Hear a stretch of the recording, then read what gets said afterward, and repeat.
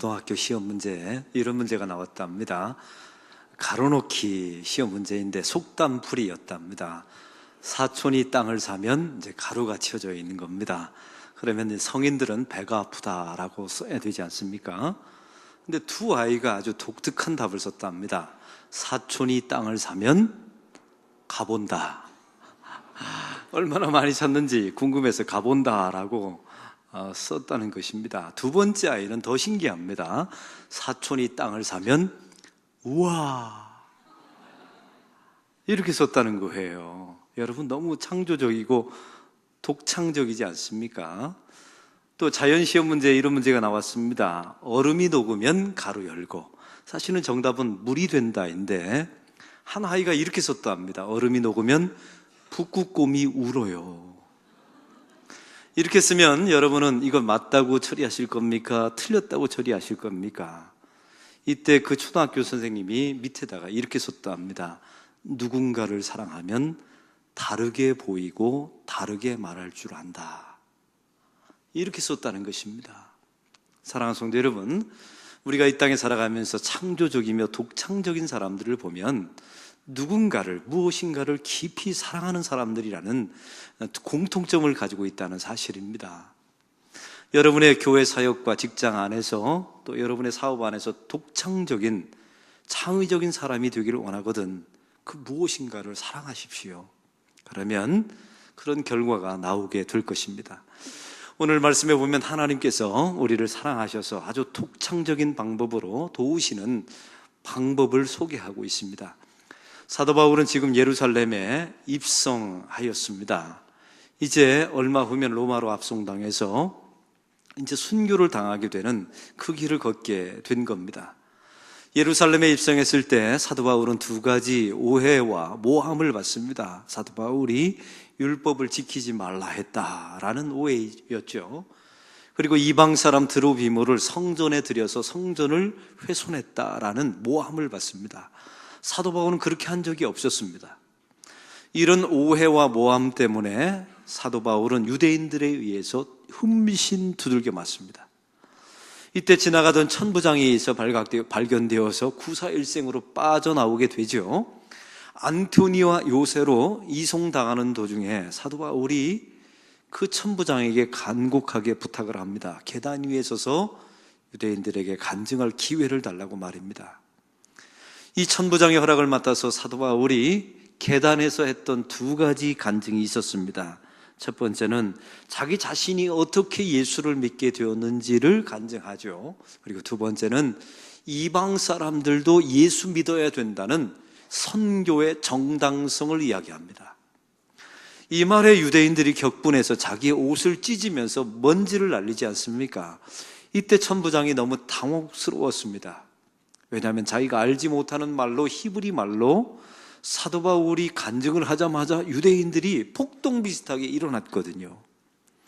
이 천부장이 부랴부랴 이 사도 바울을 다시 안토니아 요새로 끌고 가서 백부장에게 채찍으로 신문하라고 말합니다. 도대체 유대인들에게 뭐라고 말했길래 저렇게 사람들이 폭동 수준에 이를 정도로 분노하냐고 말입니다. 이때 백부장이 사도 바울을 채찍으로 내려치려고 할 때 사도 바울이 나는 로마 시민권을 가지고 있다라고 말하게 됩니다. 이 말 때문에 천부장이 부랴부랴 달려와서 진위를 확인하게 되죠. 이 문제를 확인하려고 이제 예루살렘 공의회 안에 산헤드린 공회를 바로 천부장이 소집하게 됩니다. 왜냐하면 유대 사람들이 이 재판을 통해서 사도 바울을 놓고 재판을 통해서 왜 분노했는지, 왜 폭동 수중에 이런 문제가 일어났는지를 파악하려고 산헤드린 공회를 소집하게 된 겁니다. 사랑하는 성도 여러분, 당시 유대인들의 법정은 산헤드린 공회였습니다. 71명으로 구성된 의원들로 구성된 재판장입니다. 심지어 이 산헤드린 공회는 사람들을 사형 판결을 내릴 수도 있는 막강한 권력 집단이었습니다. 집행은 로마의 허락을 받아서 했어야만 됐죠. 오늘 조금 전에 어떤 일이 일어났습니까? 이러한 자는 세상에서 없애자 살려둘 자가 아니라라고 유대인들이 외쳤지 않습니까? 그러니까 이 재판장도 아주 험악한 분위기였을 겁니다. 이런 상황 71명이 이제 사도 바울을 노려보고 째려보고 있습니다. 이런 상황에 사도 바울이 재판장에 홀로 서 있는 겁니다. 그 위협적인 환경, 그 어마어마한 그 살벌한 분위기 속에 사도 바울이 홀로 재판장에 서 있는 겁니다. 바로 그때 사도 바울은 1절의 말씀을 이렇게 시작합니다. 바울이 공회를 주목하여 이르되, 이 말씀은 이렇습니다. 사도 바울은 전혀 굴하지 않고 쫄지 않고 사람들을 71명을 하나하나 이렇게 좌우로 훑어보았다는 겁니다. 그 다음에 이렇게 말합니다. 여러분 형제들이여 라고 말합니다. 한번 따라해 봅시다. 여러분 형제들이여. 사도 바울은 지금 모함과 오해를 받고 있습니다. 억울한 상황입니다. 구타도 당했습니다. 본래 재판을 받고서 구타당해야 되는데 이것은 정말 억울한 재판입니다. 그런데 사도 바울은 이상한 말을 합니다. 여러분 형제들이여, 자기의 진심 어린 마음을 담아서 이 고백을 합니다. 이 순간에는 나의 원수가 아니라는 말입니다. 예수 믿고 구원받아야 되는 대상입니다. 저들도 그리스도 안에서 나의 형제입니다. 이렇게 말했다는 것입니다. 이것은 사도 바울의 의지와 감정으로는 불가능합니다. 왜냐하면 사도 바울도 인간이지 않습니까? 이것은 사도 바울 안에 계신 예수님께서 그 사도 바울에게 주신 마음이며 말이었던 겁니다. 여러분 형제들이여, 진심 어린 사랑의 말이었습니다. 사랑하는 성도 여러분, 아까 말씀드렸죠. 사랑하면 사람이 창의적인 사람이 된다고요. 오늘 말씀을 통해서 바로 이런 용어입니다. 사랑하면 이런 고백이 나오게 되고, 그 다음 말이 중요합니다. 창의적인 방법으로 그들에게 접근하게 됩니다. 그러면 오늘 성경의 그 창의적인 방법 한 가지를 여러분에게 소개합니다. 하나님이 사도 바울을 사랑하시고 그 사도 바울의 입술을 통해서 유대인들을 사랑한다는 말 표현하게 되죠. 그 가운데 어떤 창의적인 방법으로 하나님이 사도 바울을 도우셨을까요? 오늘 말씀의 6절에 그 말씀이 나와 있습니다. 6절을 다 같이 읽겠습니다. 바울이 그중 일부는 사두개인이요 다른 일부는 바리새인인 줄 알고 공회에서 외쳐 이르되, 나는 바리새인이요 또 바리새인의 아들이라. 죽은 자의 소망 곧 부활로 말미암아 내가 신문을 받았노라. 여러분, 이 말씀을 놓고 어떤 신학자는 이렇게 말합니다. 그 유대인의 산헤드린 공회에 사도 바울이 수류탄을 던졌다, 폭탄을 던졌다라고 그 정도 충격적인 사건으로 이 본문을 바라보고 있습니다. 사실 이 본문을 상황을 보면 사도 바울이 왜 이 재판장에 서 있는 것입니까? 유대인들에 의해서 두 가지 고소를 당했죠. 첫 번째는 율법을 지키지 말라 했다. 그리고 두 번째는 성전을 이방 사람을 들여서 훼손시켰다. 이 두 가지 제목 때문에 사도 바울이 고발당하게 된 겁니다. 그런데 오늘 본문에 보니까 사도 바울은 이렇게 말합니다. 죽은 자의 소망 곧 부활로 말미암아 내가 신문을 받아노라. 이 부활의 문제 때문에, 내가 믿은 부활, 내가 전한 부활 때문에 이 자리 고발당하게 됐습니다라고 고발의 내용을 바꿔치기 합니다. 이게 엄청난 사건이었어요. 여러분, 이 내용을 이해하려면 당시에 산헤드린 공회의 구성원을 알아야 합니다. 71명이라고 말했죠. 이 71명 중에 한쪽 그룹은 사두개인이고 한쪽 그룹은 바리새인들이었습니다. 사두개인들이 누구입니까? 바로 사독 제사장의 후손들입니다. 이 사람들은 특징이 있었는데요, 모세 오경만 믿고 다른 성경은 인정하지 않았어요. 뭐 이사야나 예레미야나 잠언이나 시편 이런 건 성경으로 여기지 않았습니다. 이 사두개인들은 철저한 현실주의자였습니다. 그래서 그들은 영의 세계나 부활이나 천사를 믿지 않았어요. 이게 사두개인들의 특징입니다. 그러면 그 반대편에 바리새인들은 어떤 특징을 가지고 있습니까? 뜻 자체가 구별되었다, 구분되었다라는 이름의 뜻을 가지고 있어요. 이 사람들은 모세 오경도 믿고 성경의 다른 책도 다 믿었습니다. 이 사람들은 내세와 천사와 부활의 존재를 믿었던 사람들이에요. 이런 두 종류의 사람, 가장 이질적인 두 종류의 사람이 모여서 71명의 산헤드린 공회가 된 겁니다.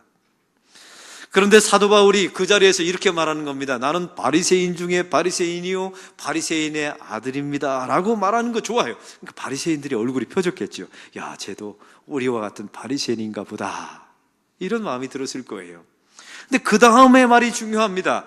나는 부활을 믿고 부활을 전했기 때문에 나는 이 자리에 고발당한 것입니다 라고 말했다는 겁니다. 이 말이 떨어지자마자 산헤드린 공회 안에 엄청난 분열이 일어납니다. 바리새인들이 갑자기 사도 바울을 지지하고 옹호하기 때문입니다. 이 바리새인들이 뭐라고 말합니까? 보니까 나의 같은 동족입니다. 같은 계파입니다. 그래서 이렇게 말하죠. 악한 것이 없도다. 저 사람이 저렇게 말하는 것은 영이나 천사가 저 사람에게 그 말을 하도록 시킨 것이다 라고 지지하고 옹호합니다. 근데 사두개인들은 전혀 달라요. 이 사람들은 부활을 믿지 않았던 사람이죠. 그래서 반드시 주여해야 된다, 이렇게 옥신각신하게 됩니다. 그래서 오늘 성경의 10절에 이렇게 말하죠. 큰 분쟁이 생기며, 한번 따라해 봅시다. 큰 분쟁이 생기며. 여기서 큰 분쟁이라는 헬라어는 스타시스라고 하는 단어인데 이 말의 뜻은 이렇습니다. 완력을 사용하다 주먹질을 주고받다. 갑자기 회의석상에서 두 파로 나눠서, 한 파는 사도 바울을 감싸면서 이 사람은 아무 죄가 없다, 악하지 않다, 아마 천사가 저에게 그 말을 하도록 시킨 것이다 라고 옹호하고, 한쪽은 죽이자 끌어내자 하면서 주먹 다짐을, 서로 두 파가 주먹 다짐을 했다는 것입니다. 이런 다툼이 벌어지게 된 거예요. 사랑하는 성도 여러분, 이 사건을 보면 사실 사도 바울이 말하는 부활과 바리새인들이 믿은 부활은 다른 부활이었습니다. 이 바리새인들이 믿었던 부활은 그냥 죽은 후에 그냥 자연스러운 육신의 부활을 믿었던 거예요. 근데 오늘 성경에 이 사도 바울이 산헤드린 공회에서 말했던 죽은 자의 소망의 부활은 이런 의미였습니다. 너희들이 신성모독죄로 죽인 예수 그리스도를 하나님이 부활시키셨다, 이 말을 하고 싶었던 겁니다. 그리고 이 말을 하고 있었던 거예요. 전혀 다른 부활입니다.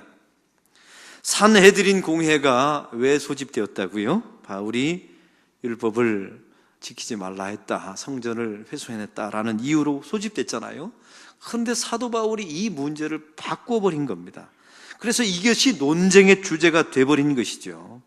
이때 바리새인들은 사도 바울을 감싸고 사두개인들은 바울을 끌어내려고 옥신각신하다가 주먹다짐을 하게 된 겁니다. 바로 이때 천부장이 이 사도 바울을 빼내었다라고 나와 있습니다. 사랑하는 성도 여러분, 오늘 말씀의 상황을 보면 만일 바울이 이 말을 하지 않았더라면 사도 바울은 사형 판결을 받았을 겁니다. 그리고 천부장이 이 사도 바울을 빼낼 수 있는 여력이 없어요. 그런 분위기가 아니었습니다. 이 말을 했기 때문에 다툼이 일어나고 분쟁이 일어났으며 그 자리에서 사도 바울을 빼낼 수 있게 된 것입니다. 우리는 여기서 얻어야 되는 몇 가지 메시지가 있습니다. 첫 번째는 우리 주님께서 성도들에게 위기의 순간에 우리 입에다가 할 말을 넣어주신다는 메시지입니다. 사랑하는 성도 여러분, 우리가 성도들이 항상 위기 속에 있습니다. 그 속에서 바울이 자기의 기지와 지혜로 이 말을 했을 수는 없어요. 그 순간에 71명이 노려보는 상황 속에서 사도 바울이 이 말을 하게 된 것은 하나님께서, 그 안에 계신 성령께서 사도 바울의 입에게 할 말을 집어넣어 주신 것입니다. 싸움을 붙이려고 한 게 아닙니다. 사도 바울을 빼내기 위해서 하나님께서 주신 창의적인 도우심이었던 겁니다. 할렐루야.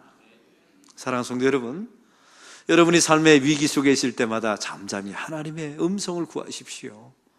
하나님, 제 입에 할 말을 넣어주십시오. 혹시 힘든 관계, 여러분이 껄끄러운 관계, 너무나 살벌한 관계, 그런 관계나 상황과 여건을 만나면 여러분 그 자리에서 눈을 닫고 귀를 닫으면서 하나님께 이렇게 기도하세요. 하나님, 제 입에 하나님의 당신의 창의적인 말을 담아주십시오. 이렇게 기도하시기 바랍니다. 또 한 가지 우리에게 주는 메시지가 있습니다. 세상의 진영 어디도 속해서는 안 된다는 겁니다. 성도는 제3의 진영을 구축하는 존재입니다. 바리새인들이 말하는 부활, 그런 부활이 사도 바울의 부활은 아니었어요. 사두개인처럼 부활을 믿지 않는 그런 것도 아닙니다. 바울이 말했던 부활은 너희들이 죽인 예수 그리스도를 하나님께서 그를 살리셨다는 제3의 부활이었던 겁니다. 사랑하는 성도 여러분, 성도들이 세상 속에 살아남으려면 제3의 진영을 구축하셔야 돼요. 박근혜 정권 시절에 제가 설교 시간에 우리 박근혜 정부를 위해서, 대통령을 위해서 기도하고 중보합시다라고 설교했던 적이 있습니다. 그랬더니 한 청년이 설교를 끝나고 제 방에 내려왔습니다. 목사님, 우익 편향적인 설교를 하시면 안 됩니다. 저한테 그러시더라고요. 저는 사실 그때는 순수한 마음이었어요. 왜냐하면 지도자는 하나님이 세워주신 것 아닙니까? 그러니까 그분이 문재인 대통령이든 박근혜 대통령이든 우리가 세워지면 기도하고 중보해 주어야 합니다. 그러면서 하는 말이 목사님은 우편향적으로 보입니다라고 대놓고 말하더라고요. 그때 저는 기도하면서 이런 대답을 했습니다. 내 말이 맞다.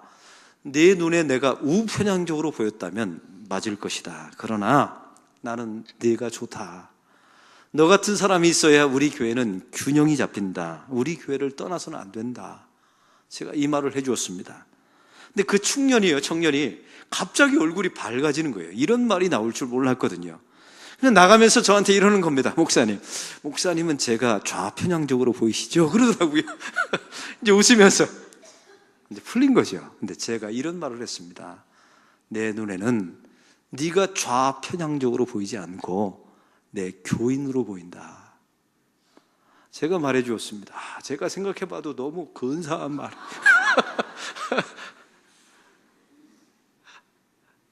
내 교인으로 보여요. 우리 안락교인으로 보여요. 이게 제3의 진영입니다. 우리 교회 얼마 전에 남선교회 SNS와 카톡에 이 정치 논쟁이 벌어졌다고 하는 이야기를 들었습니다. 박근혜 정부를 지지하는 사람, 우리 지금 문재인 대통령을 지지하는 사람들끼리 이렇게 옥신각신 교회 카톡에서, 남선교회 카톡에서 이게 이제 설전이 벌어진 겁니다. 그래서 이게 고발이 들어왔어요, 교회 안에. 당회가 모여서 이건 안 된다라고 금지의 문구를 주부에다 올렸습니다. 사랑하는 성도 여러분, 우리 교회가 그리스도 안에서 참다운 교회가 되려면 하나님의 창의적인 도우심과 창의적인 하나님의 발상이 있는 교회가 되려면 제3의 진영을 꾸려야 합니다. 박근혜 정부파, 문재인 정부파가 아닙니다. 교회는 예수파입니다. 할렐루야. 여러분, 교회는 예수당입니다. 그리고 다 우리 교인들입니다. 구원받아야 될 사람입니다. 그리고 여러분, 우리 형제들이요. 이 고백이 나와야 합니다. 이게 우리에게 주는 메시지입니다. 이 복음의 진영을 새로 꾸려야 합니다. 사도 바울은 이제 안토니아 요새로 다시 끌려가게 됩니다. 이제 천부장에 의해서 구조를 받아서 다시 끌려가서 차디찬 감옥에 갇히게 됩니다. 사실 이 당시에 사도 바울의 나이는 40대 중반이었다고 합니다. 생각해 보십시오. 20대 중반에 다마스커스에서 예수님께 부름을 받아서 이제 24년 동안 복음의 일을 전하다가 이제 마지막으로 예루살렘에 오게 되었습니다. 이 당시에 남성의 평균 수명이 45세 정도였다고 합니다. 이제 죽을 나이가 다 된 나이예요. 이런 나이에 사도 바울이 복음을 전하다가 지금 감옥에, 이 차디찬 안티오니오 요새의 감옥에 갇히게 된 겁니다. 암울한 현실을 맞이하게 된 것이죠. 바로 이때 주님께서 다음과 같이 11절에 말씀하십니다. 11절 다 같이 읽겠습니다. 그날 밤에 주께서 바울 곁에 서서 이르시되 담대하라. 내가 예루살렘에서 나의 일을 증언한 것 같이 로마에서도 증언하여야 하리라 하시더라. 할렐루야. 오늘 말씀에 담대하라, 이 말은 사도 바울이 위축되었다는 말입니다. 그러니까 이 말씀을 하셨겠죠. 원문에 보면 이런 말씀이, 이 담대하라가 이렇게 나와 있습니다. 한번 따라해 봅시다. 용기를 내어라. 용기를 내어라. 이런 뜻입니다. 그런데 그 다음 말씀이 중요합니다. 바울 곁에 주님이 서서라고 나와 있습니다. 사도 바울이 안티오니아 요새에 갇히니까 멀리 떨어져 있던 예수님이 갑자기 찾아온 게 아닙니다. 우리 주님께서 이 사도 바울과 항상 함께 있었습니다. 루스드라에서 사도 바울이 돌에 맞을 때도 주님은 그와 함께 계셨습니다. 에베소에서 사도 바울이 또한 빌립보에서 옥에 갇혔을 때도 예수님께서 함께 계셨습니다. 사랑하는 성도 여러분, 우리 주님께서 고난의 시기에, 인생의 차디찬 감옥의 시절에 그 시절을 견딜 수 있으려면 반드시 믿어야 되는 게 있습니다. 하나님이 나와 함께 계시다는 것을 믿어야 합니다. 사도 바울은 이걸 어떻게 믿게 되었을까요? 24년 전에 다마스커스에서 주님을 만났지요. 나중에 아나니아라는 선지자에게 주님께서 뭐라고 말씀하십니까? 저 사울은 이방 사람을 위하여 택한 나의 그릇이라 라고 말합니다. 이 말을 아나니아 선지자에게, 이 사울에게 말해줬을까요? 말하지 않았을까요? 말해줬겠지요. 그때 24년 전에 내가 이방 사람, 결국 로마인 사람들을 위해서 부름받은 그릇이라는 사실을 그는 들었을 겁니다. 그가 에베소에서 하나님께 이런 고백을 하죠. 나는 로마도 보아야 하리라 라고 말합니다. 이건 하나님이 그의 마음속에 주신 거예요. 에베소에서 말이죠. 20년이 지난 후에, 지금 24년이 지난 후에 뭐라고 하나님께서 말씀하십니까? 그의 곁에 서서 이제는 예루살렘에서 증언한 것 같이 로마에서도 증언하게 되리라 라고 말씀하십니다. 이 세 가지 말씀이 동일하지 않습니까? 24년 전에 이방 사람을 위한 나의 택한 백성이라, 20년 지나서 나는 로마도 보아야 하리라, 24년이 지난 후에 너는 로마에 가야 될 것이다. 이 세 가지 말씀을 동일하게 말씀하세요. 이 말씀은 그때나 지금이나 주님께서 함께 하고 계시다는 고백인 것입니다. 사랑하는 성도 여러분, 이 순간 바울이 믿게 된 것이 있습니다. 바로 지금 자기 자신이 갇혀 있는 이 안토니와 요셉 감옥이 마지막 종착역이 아니라 거쳐가는 과정임을 그는 알게 됩니다. 자기 자신은 여기서 사람들이 죽일 것이다 라고 결사대가 조직해서 밖에서 지금 기다리고 있죠. 나는 여기서 죽을 것이 아니라는 사실을 그는 확신하게 됩니다. 그리고 중요한 게 있어요. 여기가 나를 가두기 위한 곳이 아니라 나를 보호하기 위한 곳이라는 사실을 알게 됩니다. 할렐루야. 이게 하나님의 창조적인 도우심이에요. 사랑하는 성도 여러분, 성도가 인생의 감옥을 만날 때가 있습니다. 차디찬 인생의 현실을 맞이할 때가 있죠. 절망할 수밖에 없는, 내 눈앞에 어떤 길도 보이지 않는 인생의 길을 맞이하는 성도들도 있습니다. 그때 여러분이 잊지 마셔야 되는 게 있습니다. 그 하나님께서 여러분을 뜨겁게 사랑하셔서 여러분에게 그 순간, 위기의 순간마다 여러분의 입에 할 말을 넣어주신다는 사실입니다. 그 말은 세상의 진영을 속하는 말이 아닙니다. 제3의 진영을 꾸리라는 하나님의 도전적인, 창의적인 방법을 말씀해 주실 것입니다. 그리고 하나님에 대한 신뢰의 끈을 여러분이 놓치시면 안 됩니다. 어떤 신뢰의 끈입니까? 하나님이 나와 함께 계시다. 이걸 믿으셔야 돼요. 그리고 그 하나님은 내 상황과 환경이 어떨지라도 그 하나님은 항상 오르시다는 믿음. 그리고 내가 살든 죽든 풀리든 풀리지 않든 이 모든 과정을 통해서 우리 하나님이 영광을 받으실 것이며, 결국 하나님의 선, 나의 선이 아니라 하나님의 선을 이루실 것임을 믿어야 합니다. 그래야 그 차디찬 안티오니아 감옥을 견딜 수가 있습니다. 사랑하는 성도 여러분, 그 주님의 사랑에 이 독창적인 도우심을 보십시오. 아까 말씀드렸죠. 지금까지 사도 바울은 발언을 했습니다. 제3의 지대 발언. 그 당시에 바리새인과 서기관들의 진영이 아닙니다. 너희들이 죽인 예수님을 하나님이 살리셨다라는 독창적인 제3의 발언을 합니다. 그것 때문에 빼내지게 되죠. 그 말을 하지 않았으면 그는 거기서 사형 판결을 받았다니까요. 또한 두 번째 하나님의 도우심은 무엇입니까? 여기가 보니까 가두어지는 장소가 아니라 최고의 안전한 장소인 겁니다. 왜냐하면 그 다음 절에 보니까 40명의 특공대가 조직돼요. 아마 이 사두개파가 조직된 특공대에 있던 것 같습니다. 안토니아 요새만 벗어나봐라. 그러면 우리가 너를 암살해버리겠다. 이 40명의 암살단이 조직됩니다. 놀라운 사실은요, 이 감옥에 있었던 사도 바울을 몇 명의 로마 군대가 지키는 줄 아십니까? 그 다음 절에 보니까 470명의 군대가 로마 이 로마 군대가 바울 한 명을 지켜요. 그리고 470명의 군대가 기병, 보병 다 합쳐서 470명이 사도 바울을 전적으로 싸고 호위해서 로마로 보호해서 압송합니다. 그러면 이런 결론을 내리게 되죠. 그 감옥은 가두는 곳이 아니라 보호하는 곳이 되었던 겁니다.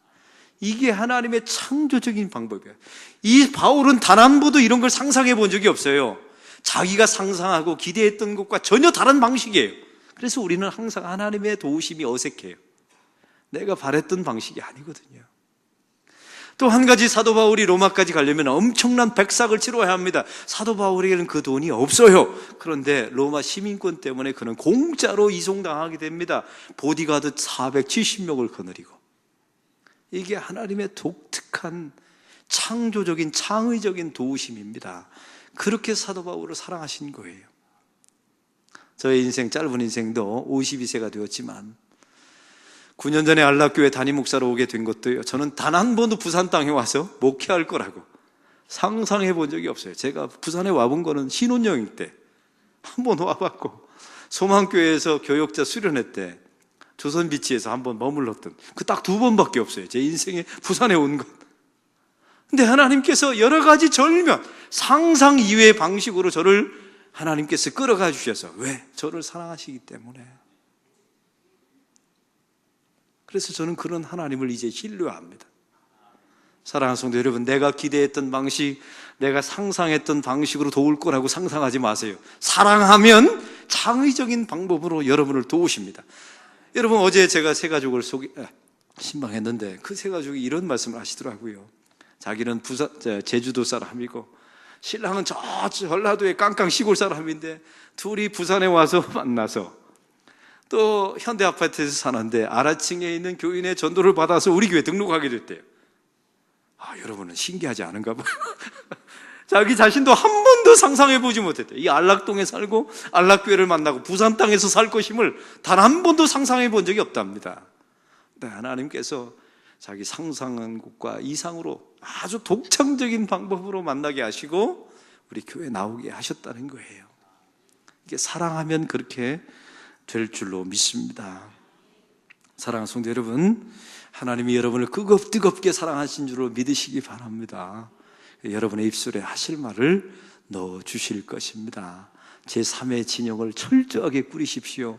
세상의 진영에 속하지 마십시오. 하나님의 백성은 세상의 진영에 속할 사람들이 아닙니다. 하나님이 함께 계심을 믿으십시오. 그리고 나의 상상과 기대 방법이 아닌 하나님의 독창적인 방법으로 나를 도우실 것임을 믿으시기 바랍니다. 조선일보 화이라고 하는 토요일마다 배달되어 오는 이렇게 속에 있는 속지가 있습니다. 2016년 3월 19일자 기사를 소개합니다. 오스트리아 빈의 요리 여왕이라는 주제입니다. 오스트리아 수도가 빈인데 거기서 요리 여왕으로 뽑힌 여자가 있는데 그 여자의 이름이 셰프 김소희 씨입니다. 한국 사람이에요. 참 대단하죠. 외국에 나가서 오스트리아에서 최고의 요리사가 된 거예요.